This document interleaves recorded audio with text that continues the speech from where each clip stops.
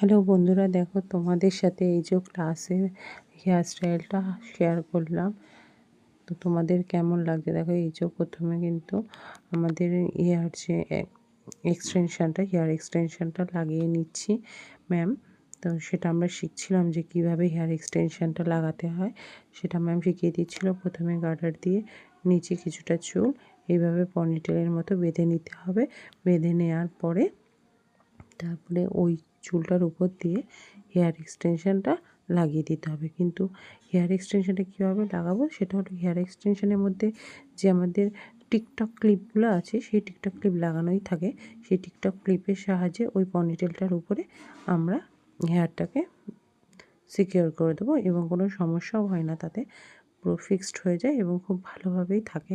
যদি তাতেও তোমাদের কোনো অসুবিধা মনে হয় তো সেক্ষেত্রে কিন্তু তোমরা দু সাইডে দুটো ক্লিপ দিয়ে দিতেই পারো, কিন্তু প্রয়োজন নেই। তবুও যদি তোমাদের মনে হয় যে দেবে তাহলে দিয়ে দিতে পারো। দেখো কত সুন্দর লাগছে। তোমরা তো নিশ্চয়ই আশা করি বুঝতেই পারছো যে কতটা ভালো লাগছে দেখতে। চুলের লেন্থটাও বেড়ে গেছে আর চুলের গোছটাও বেড়ে গেছে, বেশ ভালো লাগছে দেখতে। কিন্তু এরপরে আমরা সামনের পাটে চলে এসেছি। সামনের পাটে আমাদের ভালো করে ক্রিম্পিং করা হয়েছিল। ক্রিম্পিং করার পরে ট্রিপল টং দিয়ে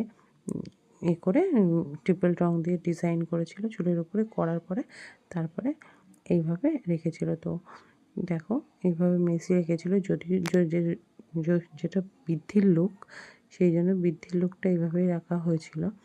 কারণ কি, বৃদ্ধির লুকে তো অত চুল টুল বাঁধার প্রয়োজন হয় না। তো দেখো এইভাবে বাঁধা হয়েছিল। চুলটা ওপেন হেয়ারের মধ্যে রেখেই শুধু নিচ থেকে জুঁই ফুলের মালা দিয়ে সেক্সড করা হয়েছিল। তো খুব অনেকটা বেশি পরিমাণে জুঁই ফুলের মালা দেওয়া হয়েছিল, সেই জন্য খুবই সুন্দর লাগছিল দেখতে। আশা করি দেখো তোমরা বুঝতে পারছো যে কীভাবে মালাটা দেয়া হয়েছে। দেখো কত সুন্দর লাগছে, তাই না? সাইড থেকেই এত সুন্দর লাগছে, তাহলে ফ্রন্ট থেকে ভাবো কতটা সুন্দর লাগছিল, তাই না? তো তোমাদের কার কার ভালো লাগছে দেখো তো, অবশ্যই কিন্তু কমেন্ট করো। এবং এরকম ছোট ছোট ভিডিও দেখার জন্য আমাকে ফলো করে রেখো অবশ্যই, এবং সাবস্ক্রাইব করো আমাকে। সাবস্ক্রাইব করে আমার চ্যানেলটিকে অনেক অনেক দূর পর্যন্ত এগিয়ে নিয়ে যেতে সাহায্য করো।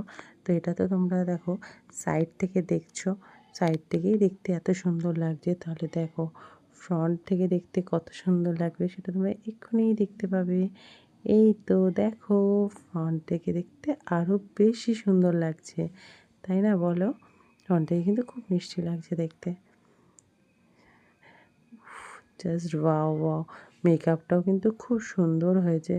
এরকম মেকআপ আমি করব সেই অপেক্ষায় আমি বসে আছি, ওই জন্যই।